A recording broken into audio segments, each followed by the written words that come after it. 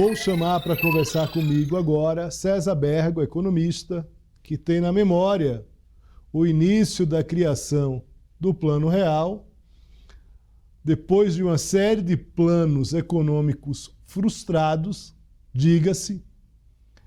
Primeira pergunta que eu faço para você, meu amigo, com esse sorriso que me alegra, é: quando o Plano Real foi lançado, você foi um dos céticos ou você estava otimista? Falo do ceticismo por conta da quantidade de planos que naquele momento se tinha numa rasteira. E aí, numa esteira, aliás, numa rasteira não, numa esteira. Daí, em determinado momento, veio um Plano Real. Você era mais otimista ou mais cético há 30 anos atrás em relação ao Plano Real, César? Olha, boa noite, Léo, né? É uma satisfação estar com você aí também. Eu diria para você que a gente fica com o pé atrás, sim, né? Depois de vários planos, e não tenha dúvida, a hiperinflação estava bem em voga, você tinha problemas também de balança comercial, contas internacionais, o Brasil tinha uma dificuldade imensa em vários campos. Mas o que a gente via também, eu trabalhava até no Banco do Brasil na época, eu pude acompanhar os bastidores, né? E o cuidado com que esse plano foi preparado, né? Ele foi preparado em vários meses, obviamente, com muita preocupação com as leis, com os decretos. Não tenha dúvida que ele foi um pouco diferente dos demais. Então, ele tinha uma possibilidade de dar certo, sim.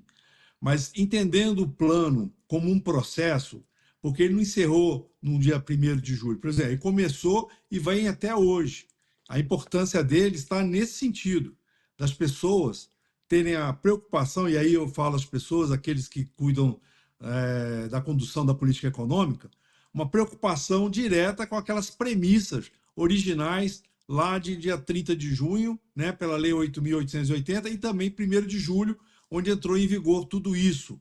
E a partir do momento em que eu vi as medidas sendo adotadas, né? Dia 1º de julho, os numerários estavam todos nos municípios, bem cuidado e coordenado pelo Banco Central. Não tenha dúvida que a gente foi tomando uma credibilidade, né? O plano foi tendo uma credibilidade, sobretudo em função tanto da âncora fiscal, da âncora monetária e da âncora cambial também, né? Então, tudo isso somado acabou favorecendo que, aos poucos, ele fosse tendo credibilidade e chegasse no sucesso que é hoje, viu, Léo? Tudo bem, César. A gente vai continuar falando sobre o Plano Real, mas eu queria falar sobre o valor do dólar hoje. Mais uma vez, o presidente Lula fala e o dólar sobe. César, o que está por trás dessa estratégia? Eu, no começo do programa aqui, eu estava com o Sérgio Uti, e o Sérgio está em Londres, e a gente falando sobre a estratégia do Macron em antecipar as eleições, o que, na verdade, para ele deu errado, porque foi uma segunda derrota. Pode ser até que tenha algum alento agora, a partir dos próximos dias, com esse voto útil, né? E aí tem um resultado um pouco pior para Macron e para a própria esquerda na França. Mas eu fiz a seguinte pergunta para o Sérgio. Sérgio, o que diabos, que raios caíram na cabeça do Macron para ele ter essa ideia de antecipar as eleições? Pergunto para você, qual é a estratégia do presidente Lula em, sabendo que as declarações dele estressam o mercado e elevam o dólar, ele continua dando essas declarações? Eu sabia que você ia fazer essa pergunta. Eu já estava até preparando minha bola de cristal aqui, como você fala, né? Muito Mas bem. do ponto de vista prático, o presidente ele é um político hábil, ele tem que saber e ele usa muita palavra para poder se comunicar, mas infelizmente esse tipo de estratégia acaba sendo um tiro no pé, como a gente já comentou em outras vezes, né?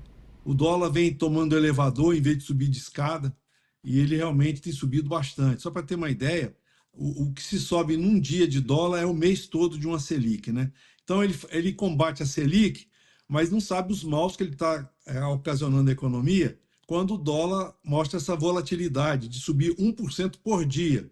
Então isso aí é péssimo, né, do ponto de vista da economia, porque não se sabe até quanto vai se sustentar a economia através das empresas, né, de quem precisa realmente é, executar as ordens em dólar, né, como vai realmente ser. E o presidente, de fato, todo dia, quando ele faz esse tipo de comentário, ele quer, na minha visão, né, esconder um pouco o problema do país, que não é a política monetária, não é a política cambial, mas é a política fiscal.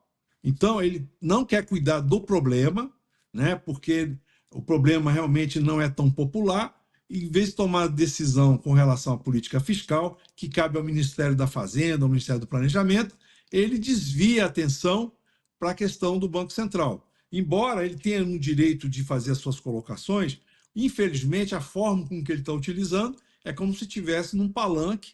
E não tenha dúvida, né, Léo? Essa volatilidade acontece porque ele passa a agredir não só o presidente do Banco Central, como também ele coloca em descrédito o mercado financeiro, né? Então, quando ele fala que o mercado financeiro ele não está preocupado, o mercado financeiro não tem hora de trabalho, então esse conjunto de discurso do presidente acaba sendo nocivo a ele próprio, porque causa danos à economia. Nós vamos ver nos próximos dias os preços das importações subirem em função do próprio dólar, né? Que também tem impacto tanto quanto a taxa Selic. Então, é importante que o presidente tivesse essa visão, mas parece que não é esse o objetivo dele. Então, ele não perde a oportunidade de pautar as entrevistas dele com críticas ao atual presidente do Banco Central. César, pela sua experiência, o dólar hoje fechou a 5,65. É o maior patamar em 2 anos e meio. Ou seja, isso a gente está falando ainda do governo Bolsonaro, né? Teve essa alta no governo Bolsonaro. Não me recordo agora qual foi o motivo daquele momento, daquela alta no governo Bolsonaro, mas de qualquer forma bate esse valor ali do governo Bolsonaro. Você falou uma coisa importante que vai afetar diretamente o bolso do cidadão, que é justamente quando esse aumento do dólar, não está se falando aí só de investidor, só de uma parcela da população que precisa do dólar para fazer viagens, inclusive viagens de turismo, né? Na verdade, é um impacto real sobre o poder de compra do cidadão, quando alguns produtos que acabam com ingredientes, como o próprio pãozinho, vinculados a produtos que são comprados com dólar, acabam aumentando. Pela sua experiência, César, em que momento isso pode começar a ser sentido? Pergunto isso porque talvez aí a gente tenha exatamente o prazo dessas críticas de Lula em relação a esse aumento da inflação. Porque tudo que a gente espera é que essas declarações, elas, por mais que tensionem mercado, ou seja, favoráveis ao governo, elas têm um limite da responsabilidade, que é o limite do poder de compra do cidadão de determinados produtos. Olha, Léo, eu até não me preocupo muito com as pessoas que vão ter que ir para o exterior, o turismo, não. Eu me preocupo quem tem que tomar remédio, porque todos os fármacos são importados, né? Os insumos são importados. Só uma coisa, César, fertilizante... eu também não me preocupo com quem está indo para o exterior, não. Eu falei do pãozinho, só para deixar claro. E quando a gente está falando de remédio homeopático, é o remédio de fato né? Os alopáticos, efetivamente. Mas eu queria pontuar, né, como Muito você bem. falou, quando a população vai começar a sentir. Ela vai sentir quando for na farmácia e não vai encontrar o remédio, porque pelos preços que vão ser praticados aqui e o dólar subindo, você não vai encontrar remédio, vai ser difícil importar. Outro aspecto, fertilizantes, né? O Brasil importa fertilizante. Então, os insumos para a alimentação do gado, então a carne, o leite vai começar a subir. Então, tudo vai ter um impacto, porque nada passa despercebido por uma alta de mais de 15%, Léo. Né? O dólar está subindo, isso vai ter impacto no combustível. Então, eu não tenho dúvida que alguém precisa rever, porque do ponto de vista do dólar, nós temos a questão da política monetária americana, o dólar está subindo no mundo inteiro, e hoje também o euro está subindo aqui no Brasil. Né? Então, do ponto de vista prático, o que preocupa é exatamente o preço desses produtos que vão estar sendo impactados pela uma importação mais cara, mas é muito produtos, tá, Léo? Então, esses efeitos eles vão ser duradouros nos próximos meses. Então, já o índice de preço ao consumidor e o IPCA dos próximos dias vão já mostrar um certo impacto disso.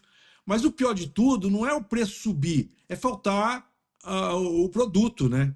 Porque você não consegue trazer o produto pelo preço que está sendo praticado, então fica essa questão. Porque nós sabemos que os remédios têm aquela limitação de aumento autorizado, né, pela Anvisa, você tem todas essas questões. Então cria um problema muito grave para a economia, o dólar subindo, porque a expectativa é que o dólar iria acalmar um pouco. Mas todo dia o que nós estamos vendo é ele subir de uma forma perigosa para efeito da gestão financeira, não só das empresas, mas a gente vai ver os impactos também nos supermercados, nas farmácias, não tenha dúvida, Léo. E nas padarias, viu, Léo, também. Muito bem. César Bergo, economista, falando aqui sobre o tema que interessa diretamente a você. César, muito obrigado, um forte abraço, muito boa noite. Mais uma vez, obrigado pela gentileza com a gente. Um grande abraço, Léo, e estou sempre à disposição, tá?